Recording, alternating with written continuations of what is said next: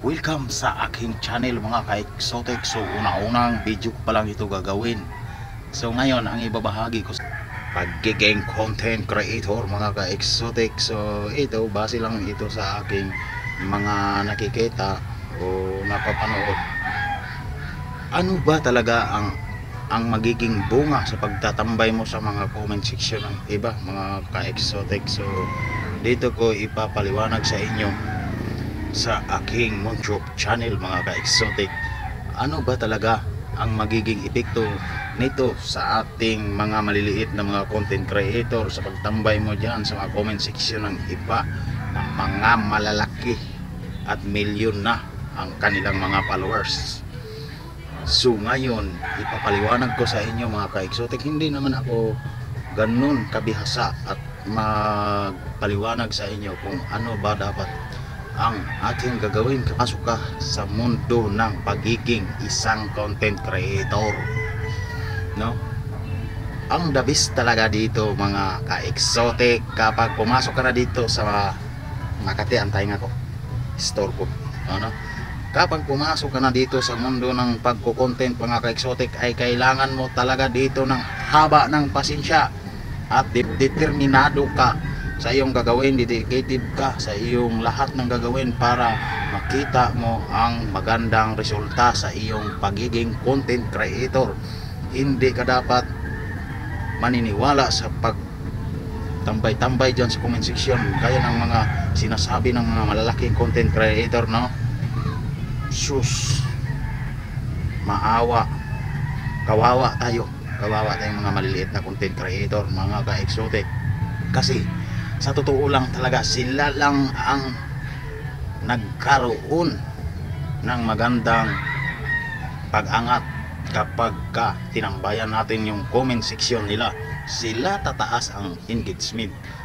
Pero tayo na mga maliliit na content creator na mas pinili natin na tumambay lang dyan sa comment section nila, wala. Kumbaga bumagsak ka na sa palo to palo, pero pinalo ka lang dahil pinalo mo siya. Sa pag-upload mo ba ng video, nakakatiyak ka ba? Sa pag-upload mo ng video, nakakatiyak ka pa doon sa iyong pinalo ay manonood? Yon ang dapat nating pag-isipan at medyo gandahan natin ang ating mga content. Kasi kapag maganda ang iyong nagiging mga nagawang content mga ka-exotic, ay doon ka talaga, ako naniniwala talaga ako dyan, doon ka talaga aangat, no? Doon biglang dadami ang iyong followers dahil sa gusto kanila, no? Hindi kanila pinalo dahil mayroong kapalit. Pinalo kanila dahil nagustuhan kanila mga ka-exotic dahil sa iyong nagawang content. Ngayon kapag pinalo kanila, ay ngayon ay gagawin mo rin ang lahat para mapasaya mo sila mga ka-exotic. Yun ang number one na ano, kasi yung iba dyan, strategy nila yan, no? Kapag naniniwala ka dyan, wala tayong magagawa dahil strategy nila yan. Number one din kasi patok na patok ngayon yan, no? Patok na patok yung ganyang mga content mga ka-exotic. So ngayon may iba naman tayo, matigil na tayo sa ganyang usapan. So ngayon mga ka-exotic, dito kaumpisa dito sa aking channel mga ka-exotic, ay kaumpisa ko palang i-upload itong video na ito. So ngayon ang target ko talaga sa channel na ito, kapag may mahaba talaga akong time, ang target ko talaga dito ay magpatawa tayo, no? Magpatawa tayo dito mga ka-exotic, dahil yun talaga ang target kong ilalagay sa channel na ito. Dahil pangalan pa lang ng ating channel, exotic na exotic. So kapag exotic, alams na, no? So ngayon mga ka-exotic, ganito lang muna, dahil para panimula pa lang itong i-upload ko sa aking channel, no?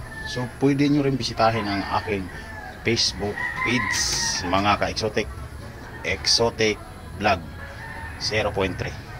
Ilagay ko yung link sa comment section kung gusto nyong bisitahin ang magkasabay ito silang ginawa.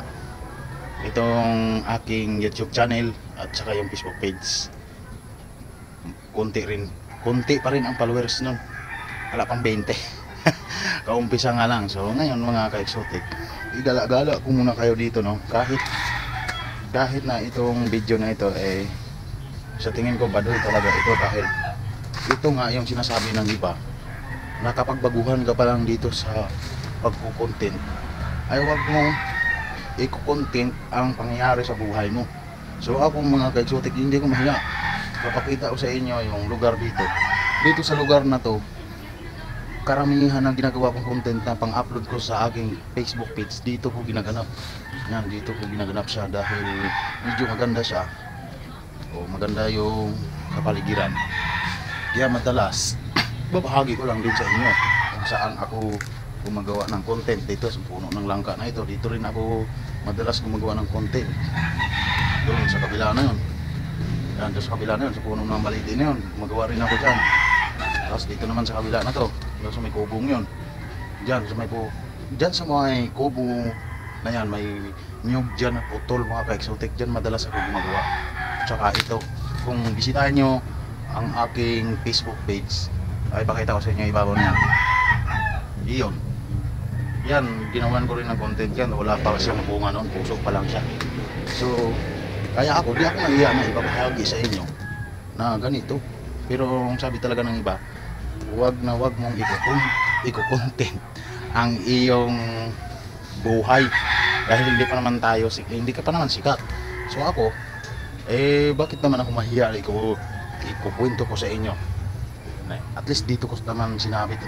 At least dito ko naman talaga ginagawa yung mga karamihan ng content ko sa aking Facebook page. Kaya pinapakita ko lang sa inyo yan mga ka-exotic. Pero kapag nagkaroon tayo ng mahabang time mga ka-exotic, abang-abangan nyo lang at mababago ang aking i-upload na video dito sa aking YouTube channel. So maraming salamat mga ka-exotic. Sana'y inyo akong suportahan dito sa pagpasok ko sa pag-YouTube. Magiging YouTube vlogger na rin, no? Pasensyahan nyo naman na itong video na ito mga ka-exotic, dahil panimula pa lang naman to. Pangako ko sa inyo, sa sunod kong video ay mangyayari yung sinasabi ko sa inyo. Maraming salamat mga ka-exotic, and God bless. Mag-ingat kayong lahat.